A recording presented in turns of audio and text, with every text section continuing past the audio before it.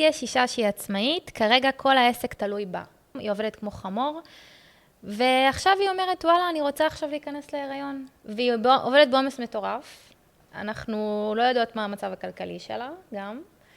מה השלבים הראשונים שאת ממליצה לעשות בהם סדר, אם זה מבחינה כלכלית, להיערך אפילו לתחילת ההיריון, שהיא תדע שהעסק יכול להמשיך לעבוד גם בימים שהיא תרגיש אולי קצת פחות טוב, שהיא לא תצטרך להרגיש שהיא בהישרדות, בזמן שהיא מגדלת חיים בבטן שלה. לפני שאותה בעלת עסק חשבה להיכנס להיריון, או שיכול להיות שהיא מנסה להיכנס להיריון, האם היא לומדת על זה? האם היא חוקרת על כל הנושא הזה של ההיריון?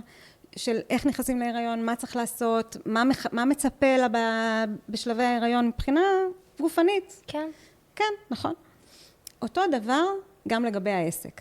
זאת אומרת, כמו שמכינים את הגוף להיריון, ומתחילים לקחת לפני חומצה פולית, וכל הוויטמינים וכל הזה, אותו דבר צריך להכין גם את העסק להיריון, ובאופן כללי, סבבה? אבל על אחת כמה וכמה למישהי שהיא מתכננת להיכנס לתקופה שהיא עובדת בה פחות.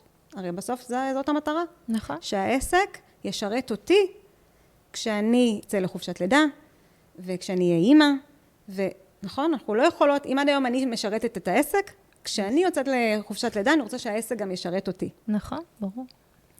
אז קודם כל להבין את זה. שאלה אולי אפילו הראשונה שהייתי שואלת את אותה בעלת עסק, זה האם הכספים מנוהלים בחשבונות נפרדים? זאת אומרת, האם יש לה חשבון נפרד לעסק וחשבון נפרד לבית? או שזה אותו חשבון. ברוב המקרים אני אגלה שזה אותו חשבון, ואותו כרטיס אשראי, ופה מתחילה הבעיה שלנו. כי ברגע שהכל מתערבב, אי אפשר באמת לדעת. וכשלא יודעים, אי אפשר להתכונן. כי אנחנו יודעים כמה כסף נכנס, אבל כל הכסף שיוצא מתערבב עם כל ההוצאות של הבית, ויש המון הוצאות לבית, ואז כשגם יבוא התינוק הקטן והחמוד, אז הוא מביא את עוד סל של הוצאות שלא חשבנו על זה, והופ, נהיה לנו סלט, ואנחנו לא יודעים באמת אם העסק שלי בכלל מרוויח או לא מרוויח, ומה אני אמורה לעשות. אז קודם כל, אם אין הפרדה בחשבונות הבנק, קודם כל, שנייה, בואו נפריד. למה? כי מהיום אנחנו רוצות לייצר סביבה לבית, וסביבה לעסק. כי אם אני רוצה, בסופו של דבר, כשאני אהיה בחופשת לידה, שהעסק שלי יפעל בלעדיי, אז אנחנו צריכים לעשות הפרדה. נכון. וללמוד לעבוד בנפרד, ולדעת שהעסק הוא עסק, ויש לו את ההכנסות שלו, ויש לו את ההוצאות שלו, והבית זה הבית. אז קודם כל לעשות הפרדה מוחלטת. להפריד את העסק ממך, כאילו, שאת לא תהיי העסק. ממש ככה. את לא העסק, העסק זה לא את. זה גוף בפני עצמו. זה גוף בפני כמו עצמו. כמו חברה בעם. ממש ככה. רק את מנהלת אותו. כן. אז קודם כל לעשות הפרדה.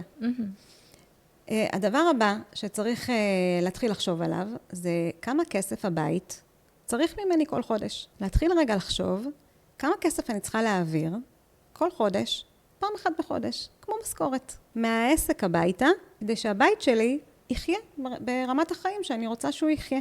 מתי צריך לעשות את זה? מהרגע שאנחנו מדברות עכשיו, לצורך העניין, כמה זמן שיש לך, עדיף. עדיף. כמה שיותר מוקדם. ממש, כמה שיותר מוקדם.